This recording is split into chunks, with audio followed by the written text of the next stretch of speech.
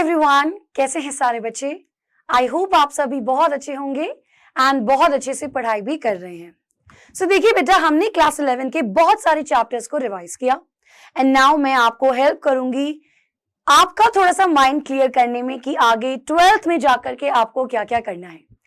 Last class में बेटा मैंने एक सेशन लिया था जिसमें हमने ये देखा था कि किस तरीके से आप अपनी 11th क्लास को यूज करेंगे फॉर 12th, चाहे वो बोर्ड एग्जाम के लिए हो चाहे वो नीट एग्जाम के लिए हो। बट नाउ एक चीज मैं आपसे पूछना चाहती हूं, आप सभी बेटा जरूर एक बार बताइए कि क्या आप सभी के 11th के एग्जाम्स कंप्लीट हो चुके हैं? जिन बच्चों की क्लास 11th के चैप्टर्स अभी बच रहे हैं प्रिपेयर करने को, जिसे किसी में प्रॉब्लम हो रहा है, या बेटा अगर आपके स्कूल में प्रैक्टिकल होना है, अगर आपका एग्जाम अभी पेंडिंग है, so do tell me in the comment box, this is very very important so that मुझे पता लगे कि मुझे क्या करना है। उसके बाद जिन बच्चों की क्लास 11th के एग्जाम्स कंप्लीट हो चुके हैं वो भी जरूर कमेंट बॉक्स में बताइएगा।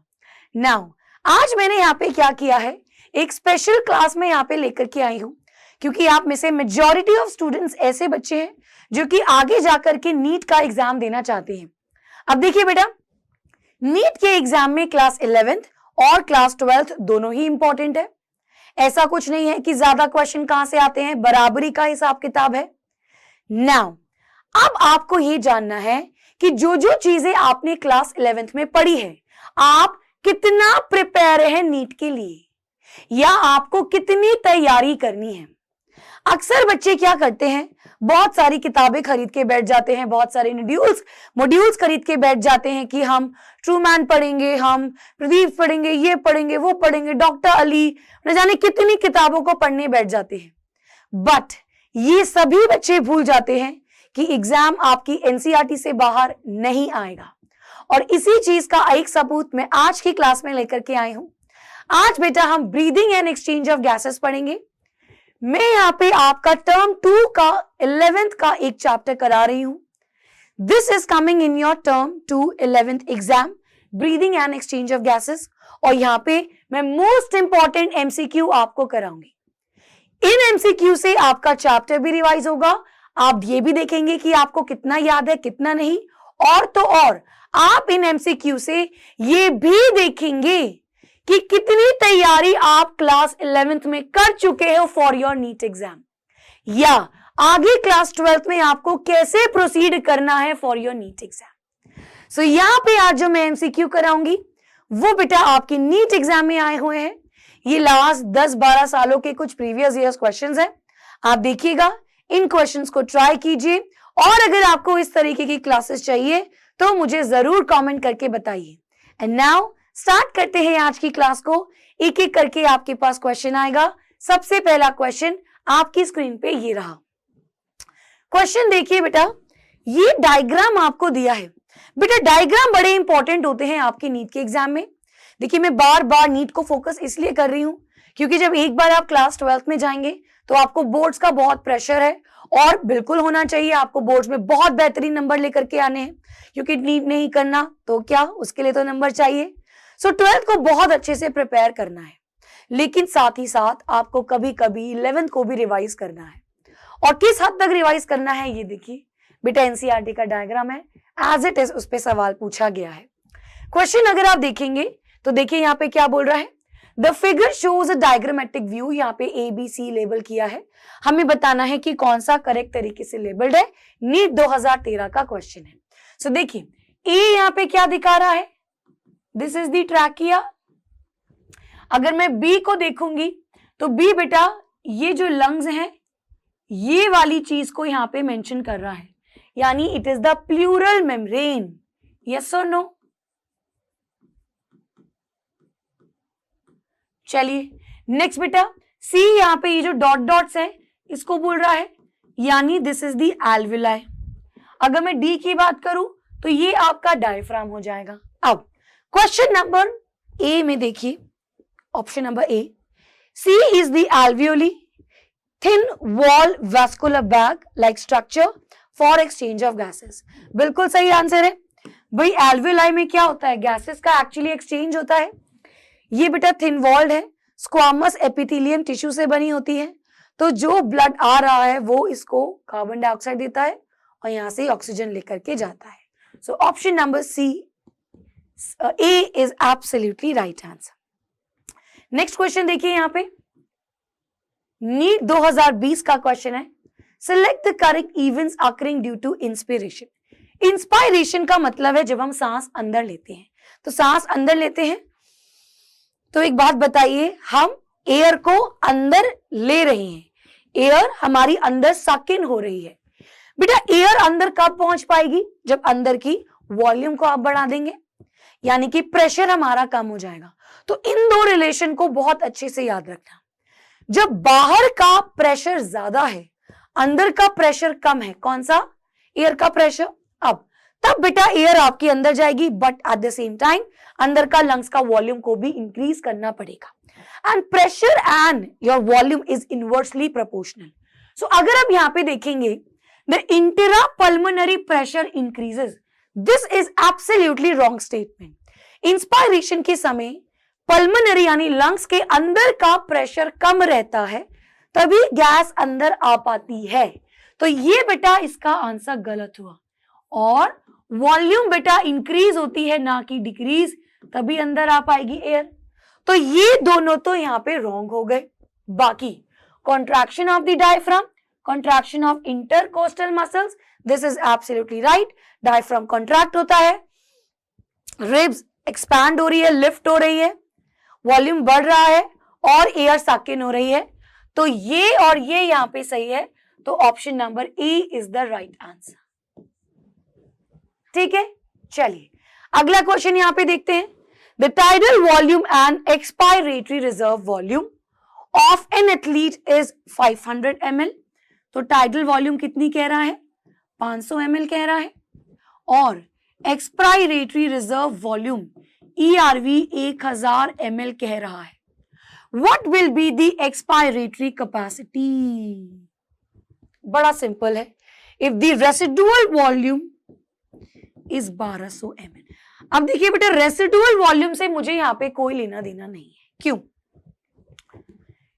This expiratory capacity is the tidal volume plus the ERV.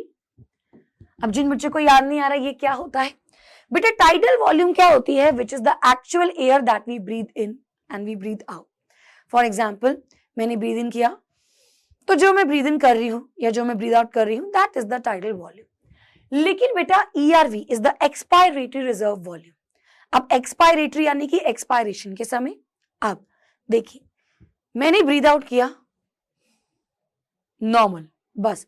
अब अगर मैं फोर्सफुल करती हूं तो I am forcing the air out. जैसे हम बलून भरते हैं वैसे तब तो हम मुंह से सांस लेते हैं, तो जब हम बलून भरते हैं तो फूंक मारते हैं बहुत तेज, तो हम अंदर की बाहर निकालते हैं एयर को ना. तो बेटा क्या होता है एक्सपायरेटरी रिजर्व वॉल्यूम कि एक बार जब हमने नॉर्मल ब्रीथ आउट कर लिया, उसके बाद जब हम फोर्सफुल ब्रीथ आउट करते हैं that is expiratory reserve volume. It is the जो फोर्सफुल एक्सपायरेशन है आफ्टर द नॉर्मल एक्सेल उसे कहते हैं. और ये मेरी वैल्यू यहाँ पे ऐड हुई तो ये हुई 1000 प्लस 500 विच इज 1500 ml. 2019 का क्वेश्चन है. देखिए बेटा सो पूरी क्लास में आपका मेन एम यहाँ पे क्या देखना है कि आपको क्लास 12th में जाकर के घबराना नहीं है. जैसे आपने स्लोली स्टडीली क्लास 11 को कंप्लीट किया इसी तरीके से बेटा बोर्ड्स की बहुत अच्छे से तैयारी करनी है आपको क्लास 12th में. क्लास 11 को कभी कभी रिवाइज कीजिए, MCQ प्रैक्टिस कीजिए, क्वेश्चन आप देख लीजिए, कोई NCERT से बाहर नहीं आता. चलिए select the incorrect correct statement. यहाँ पे करेक्ट स्टेटमेंट बतानी है. Expiration occurs due to external intercostal muscles. Expiration की बात कर रहे हैं, ठीक है. आगे देखते हैं. कंप्लीटली तो मुझे ये स्टेटमेंट नहीं लग रहा है कोई complete. Intrapulmonary pressure is lower than the atmospheric pressure during inspiration. अब देखिए बेटा जो हमारा इंट्रापल्मोनरी प्रेशर है वो कम होगा बाहर से, तभी तो एयर अंदर आएगी. तो option number B is the right answer. अभी हमने जस्ट बात की थी अंदर का प्रेशर कम बाहर का प्रेशर ज्यादा. Option number B is the right answer. Next question यहाँ पे देखिए हमें क्या करना है. Match the items given in the column 1 with those in the column 2 and select the correct option. अब मुझे इन दोनों में से करेक्ट ऑप्शन को सिलेक्ट करना है। अब यहाँ पे देखिए अक्सर बच्चे इस चीज को भूल जाते हैं, तो देखिए बेटा जो चीजों को आप भूल रहे हैं, please I am today through this class मैं आपको कुछ क्वेश्चंस भी रिवाइज करा रही हूं और मैं आपको गाइड भी कर रही हूं।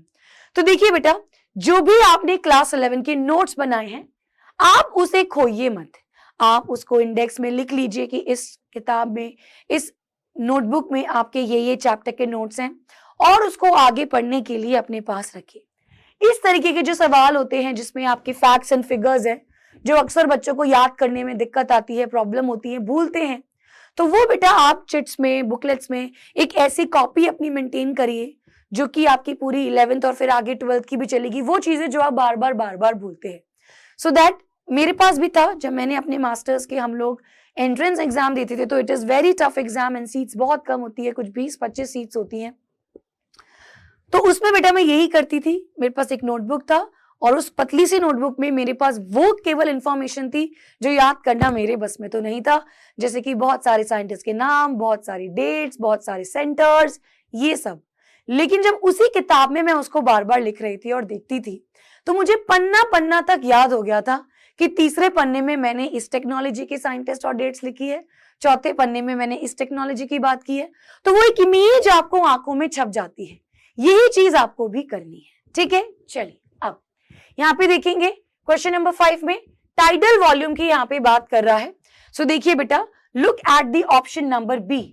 टाइडल वॉल्यूम आपका 500 से 550 अभी हमने क्वेश्चन में भी देखा था, तो ये आपका इसके साथ हो गया। नाउ अगर आप इंस्पायरेटरी रिजर्व वॉल्यूम देखेंगे तो ये क्या है, जब हम after normal inspiration forceful inspiration करते हैं तो वो आपकी 2500 से 3000 होती है। एक्सपायरेटरी हमने जस्ट अभी देखा था, दैट इज 1000 के आसपास होती है। सो देखिए बेटा ये इसके साथ बी का फर्स्ट बच गया मेरा रेसिडुअल वॉल्यूम। अभी हमने देखा था कि वो 1200 होती है, तो ऑप्शन नंबर 2 इसका, तो B is the right answer. 2018 का क्वेश्चन। नाउ नेक्स्ट क्वेश्चन 2017 में पूछा गया है। लंग्स जो कि है वो मेड है एयर फिल्ड सैक से। The alveoli do not collapse even after forceful expiration. Lungs में बेटा जो alveoli भरी हैं वो एक्चुअली एक सैक्स हैं और उसमें एयर भरी हुई है। यस और नो, एयर भरी हुई है। जब हम ब्रीद आउट कर रहे हैं तो वो पिचक क्यों नहीं रही, वो कैसे प्रॉपर एयर उसमें मेंटेन्ड है, क्योंकि हमारे लंग्स में always certain amount of gases रहती है सो दैट हमारी लंग्स कोलैप्स नहीं हो, उसे हम रेसिडुअल वॉल्यूम कहते हैं। तो option number D is the right answer. 2017 में ये क्वेश्चन आया हुआ है। नेक्स्ट इज 2016 में पूछा गया है। Lungs do not collapse between breaths and some air always remain in the lungs which can never be expelled out. Same चीज बोल रहा है, क्वेश्चन को अलग तरीके से बोला हुआ है। देखिए बेटा कि हमारी की जो लंग्स है बिटवीन द ब्रीथ्स, मैंने ब्रीद इन किया, ब्रीद आउट किया, अब दो ब्रीथ्स के बीच में मेरी लंग्स कभी भी कोलैप्स नहीं होती, ऐसा क्यों? तो फिर से वही बात, उसमें रेसिडुअल एयर होती है। अब बेटा देखिए उसमें एयर अगर हमेशा प्रेजेंट होगी यानी कि हमेशा वहां पे एक नेगेटिव प्रेशर बना होगा। जब वहां पे एक नेगेटिव प्रेशर बना होगा तभी वहां पे एयर वहां पे ठहरी होगी। तो क्वेश्चन को अलग तरीके से पूछा है बट एक जैसी बात है।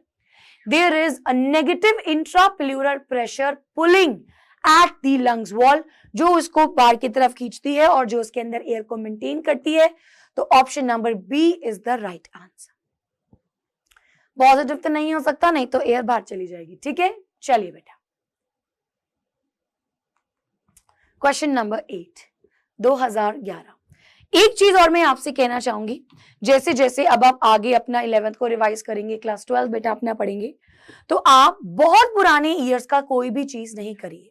अगर आप देखेंगे कुछ देयर आर सर्टेन टीचर्स जो कि बहुत ज्यादा एक्सपीरियंस है, 16 to 17 ईयर्स एक्सपीरियंस है। अगर आप उनकी क्लासेस देखेंगे, कुछ पुरानी क्लासेस, तो वो बेटा बहुत एक्स्ट्रा पढ़ाते थे। वो चीजें अब नहीं पूछी जाती, दे देमसेल्फ नो कि अब वो चीजें नहीं पूछी जाती। आप खुद भी देखिए उन्होंने भी वो चीजें पढ़ाना बंद किया है। ये तो हुई टीचर्स की बात। अगर आप किताबों को देखेंगे, एनसीईआरटी की finger tips, MTG finger tips देखेंगे, तो 2010 से पहले जैसे क्वेश्चंस पूछे गए थे उस तरीके के क्वेश्चंस अब नहीं पूछे जाते। हाँ, कुछ क्वेश्चंस बहुत आसान भी पूछे जाते थे, लेकिन कुछ क्वेश्चन एनसीईआरटी से बाहर पूछे जाते थे। अब बेटा एनसीईआरटी से एक भी क्वेश्चन आपका बाहर नहीं आता। तो पुराना मटेरियल, पुरानी एनसीईआरटी, पुराने सैंपल पेपर्स नहीं करेंगे। Which of the following is a possibility for the most of us regard to breathing, making a conscious effort? ये कह रहा है कि हम एक कॉन्शियस एफर्ट की बात कर रहा है विद रिस्पेक्ट टू हमारी ब्रीदिंग प्रोसेस से। तो क्वेश्चन नंबर 8 बेटा ध्यान से यहां पे देखिए, one can breathe air out totally without oxygen. ऐसा हो सकता है क्या? क्या हम ब्रीथ आउट कर सकते हैं टोटली विदाउट ऑक्सीजन? आउट कर रहे हैं। देखिए बेटा, जब हम गैसेस अंदर जाती है तो it is a mixture of gases, it is not only oxygen which is getting inside. When we breathe out, carbon dioxide majority amount में होती है, जितनी ऑक्सीजन बॉडी को चाहिए उतनी बॉडी रख लेती है, and there can be some other जो आपके बचा कुछ ऑक्सीजन भी हमारी बॉडी से बाहर जा सकता है। One can breathe out air through Eustachian tube by closing nose and mouth. Never ever can this happen. ऐसा कभी नहीं हो सकता कि हम ऑस्टिशियन ट्यूब से करें, अपनी नाक और मुंह को क्लोज करें। बेटा जो ऑस्टिशियन ट्यूब होती है वो आपके प्रेशर को बैलेंस करती है। जब आप देखेंगे हम एयरप्लेन में होते हैं या कभी हमारे कान बंद हो जाते हैं या कान में दर्द होता है प्लेन के समय, क्योंकि वहां पे आपका प्रेशर का इम्बैलेंस होता है, ऑस्टिशियन ट्यूब उस प्रेशर को मेंटेन करती है। सो नाक और मुंह बंद करके ऐसा नहीं हो सकता कि हम ऑस्टिशियन ट्यूब से सांस ले रहे, this can't be possible. One can consciously breathe in and breathe out by moving the diaphragm alone without moving the ribs. Absolutely right answer. हम consciously यानी कि अपनी मर्जी से, हमें पता है हम क्या कर रहे हैं, बिना रिब्स को लिफ्ट किए केवल अपने डायफ्राम की मदद से ये कर सकते हैं breathing. So option number C is absolutely right answer. अगला देखेंगे बेटा, question number 9, the partial pressure of oxygen in the alveoli of the lungs is what? अब एक चीज यहां पे समझने की कोशिश कीजिए, मान लीजिए कि ये alveoli है और मान लीजिए कि ये आपका ब्लड है, तो मुझे बेटा अगर यहाँ पे partial pressure of carbon dioxide ज्यादा होगा, यहाँ पे partial pressure of carbon dioxide कम होगा, तभी बेटा ये इधर आ पाएगी। सिमिलरली यहाँ पे पार्शियल प्रेशर ऑफ ऑक्सीजन ज्यादा होगा, तब ये आपकी इधर आ पाएगी। सेम अगर मैं टिश्यूज और ब्लड के बीच में बात करूं, ब्लड एंड टिश्यूज, अगर ब्लड में पार्शियल प्रेशर ऑफ ऑक्सीजन ज्यादा है और यहाँ पे ऑक्सीजन कम है, तब बेटा आपको टिश्यूज को ऑक्सीजन मिलेगा, और यहाँ पे कार्बन डाइऑक्साइड कम है, यहाँ पे कार्बन डाइऑक्साइड ज्यादा है, तब ये कार्बन डाइऑक्साइड हमारे टिश्यू से ब्लड में आएगी।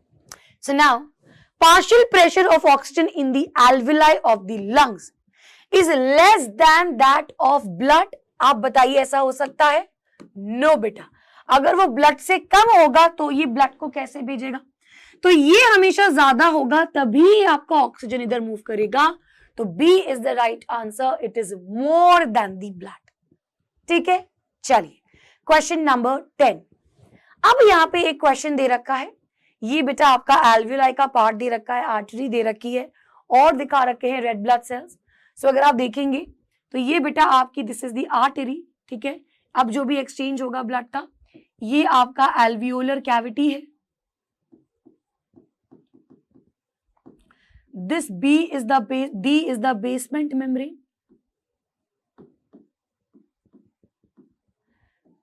एंड बी बेटा यहाँ पे क्या है, आपके रेड ब्लड सेल्स या आपके ब्लड सेल्स, कुछ भी, ठीक है। चलिए अब अगर आप देखेंगे option number B, alveoli cavity is the main site of exchange of respiratory gases.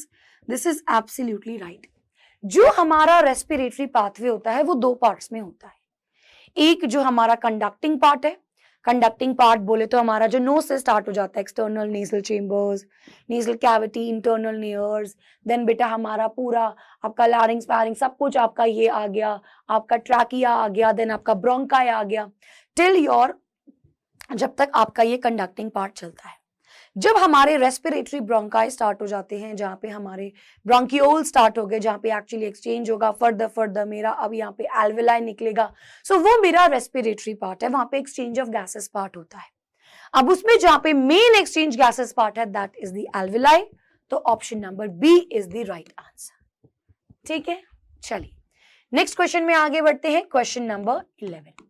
यहाँ पे अगर आप देखेंगे, identify the wrong statement with respect to the transport of gases. मुझे इसमें रॉन्ग स्टेटमेंट बतानी है। अब अगर आप यहाँ पे देखेंगे, binding of oxygen of haemoglobin is mainly related to the partial pressure of oxygen. Absolutely right बेटा, हीमोग्लोबिन तो कार्बन डाइऑक्साइड के साथ भी बाइंड करता है। हाँ, मुझे ये पता है कि एफिनिटी इसकी ऑक्सीजन के साथ, कार्बन डाइऑक्साइड के साथ, कार्बन मोनोऑक्साइड के साथ, तीनों के साथ होती है, लेकिन it can bind with both. तो बेटा अगर बाइंडिंग ऑफ ऑक्सीजन ये डिपेंड करता है पार्शियल प्रेशर पे, बिल्कुल सही। ऑक्सीजन का ज्यादा होगा तो वो उसके साथ बाइंड करेगा। Partial pressure of carbon dioxide interfere करेगा, अगर इसका ज्यादा हो जाएगा तो हीमोग्लोबिन आपके इसके संग बाइंड कर सकता है ना।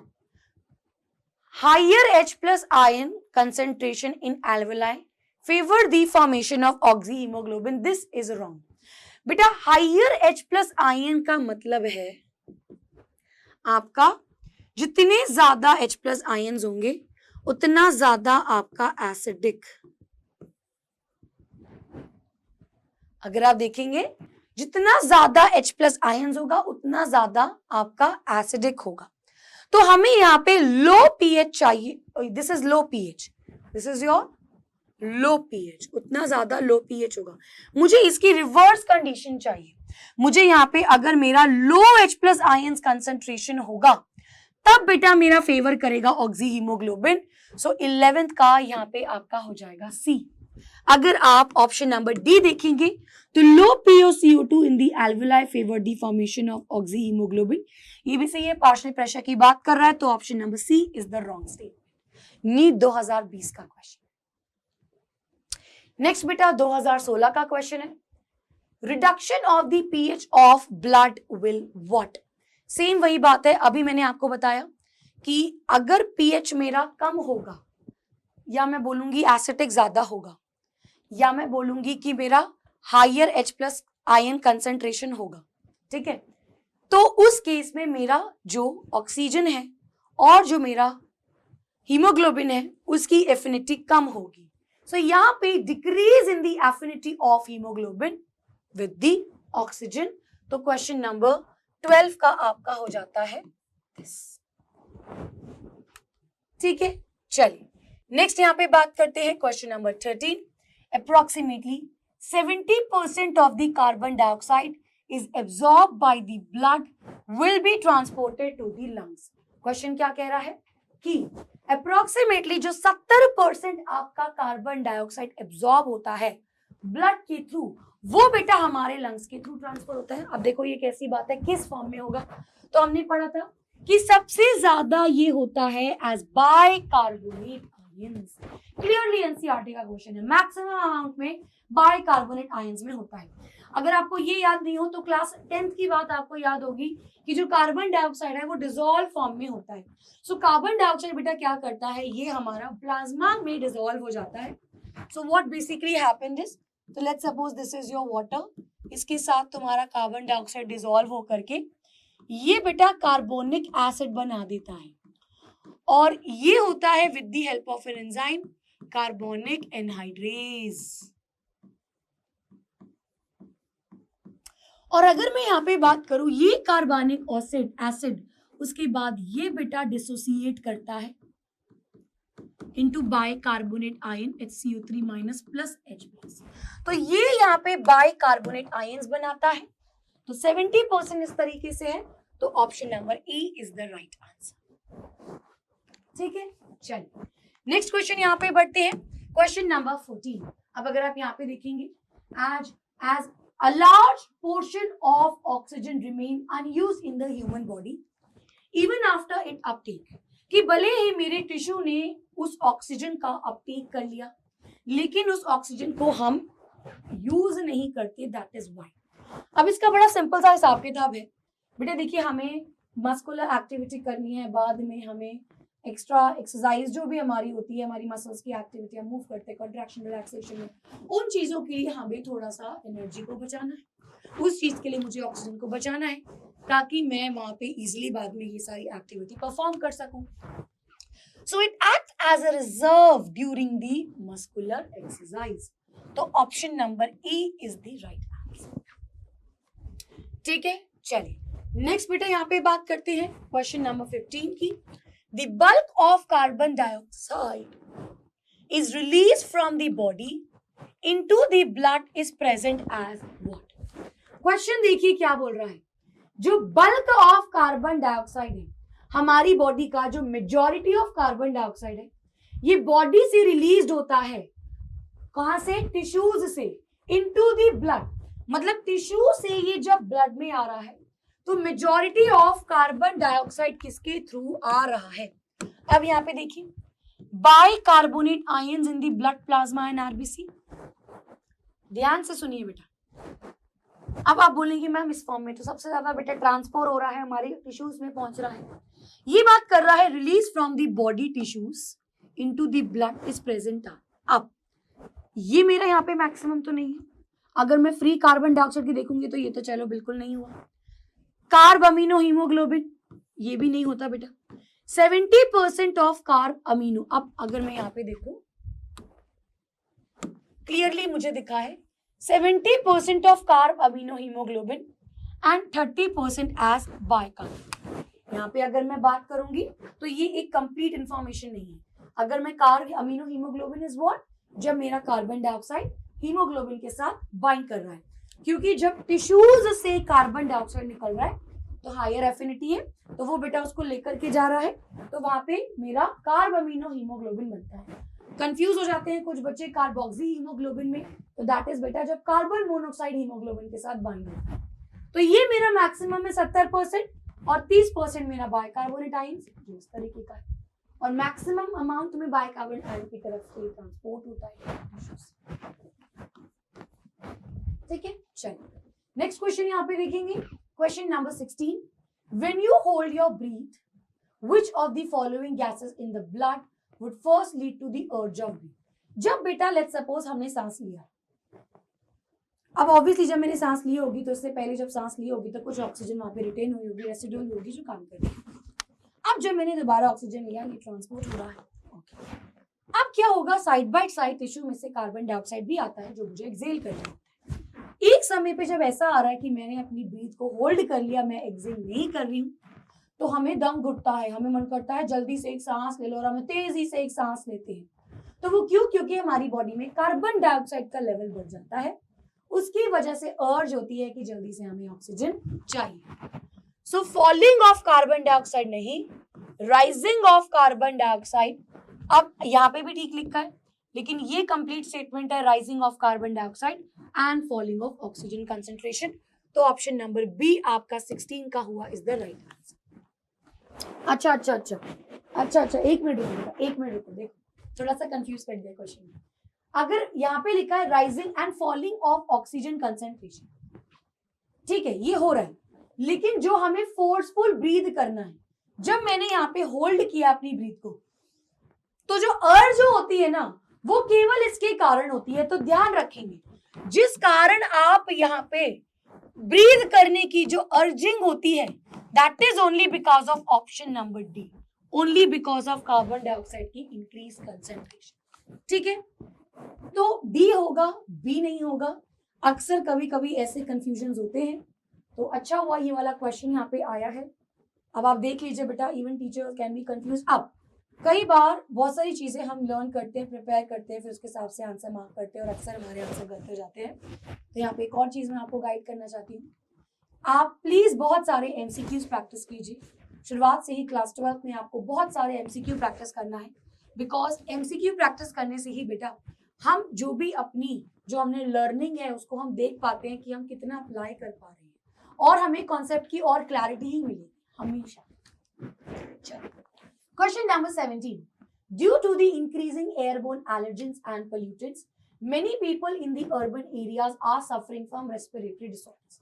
भाई अर्बन एरियाज में, सिटीज में आपको पता है पॉल्यूशन बढ़ गया है, बहुत ज्यादा एलर्जेंस बढ़ गए हैं, इंडस्ट्रीज की वजह से या किसी भी रीजंस की वजह से बहुत ज्यादा रेस्पिरेटरी डिसऑर्डर्स कॉज होते हैं। अब बेटा इसमें क्या होता है, तो देखिए रेस्पिरेटरी डिसऑर्डर्स का मतलब है हमारा रेस्पिरेटरी ट्रैक्ट, उसमें हमारे रेस्पिरेटरी पार्ट्स आएंगे। तो यहाँ पे सबसे ज्यादा जो होता है that is bronchio and bronchioles, इनमें इन्फ्लेमेशन। तो option number C is the right answer, as it is line यहाँ पे मेंशन की हुई है एनसीईआरटी में, इन्फ्लेमेशन की वजह से यहाँ पे सबसे ज्यादा बीमारियां हो रही है। क्वेश्चन नंबर 18 देखेंगे बेटा, Which of the following option correctly represent the lung condition in asthma and emphysema?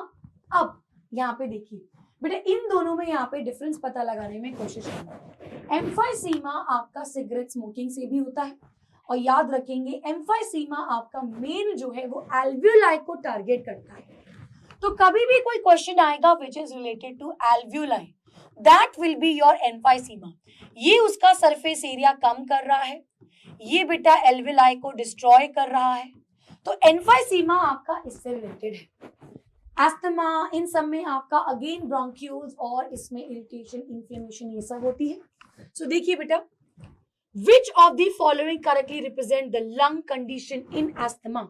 तो एस्थमा में इन्फ्लेमेशन होती है ब्रोंक्यूल्स की, डिक्रीज हो जाता है रेस्पिरेटरी सबस्ट्रेट सरफेस, तो option number E is the right answer. Respiratory surface increase तो नहीं होगा, ये तो अच्छी बात है, तो ये तो आपका गलत हुआ।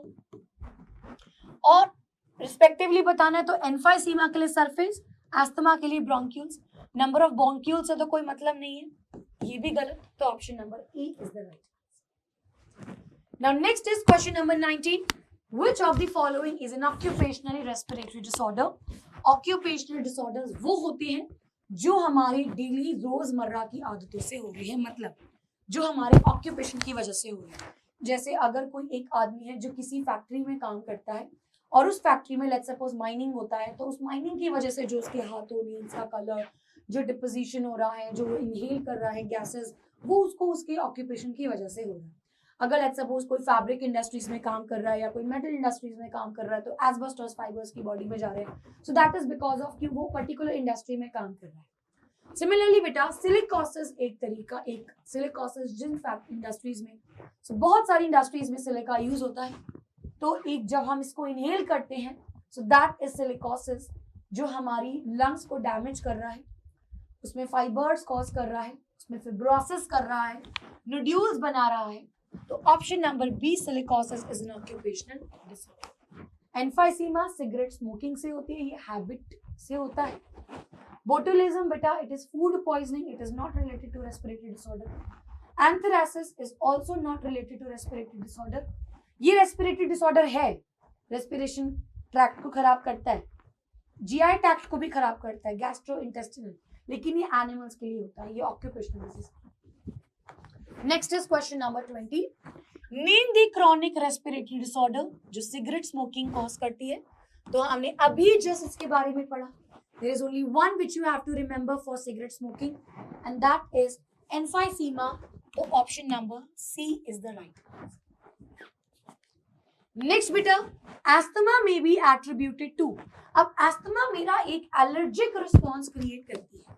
मैंने आपको पहले भी बोला था, जो हमारे मास्ट सेल्स होते हैं ये बेटा हमारे एलर्जिक रिस्पॉन्स दिलवाते हैं। कैसे?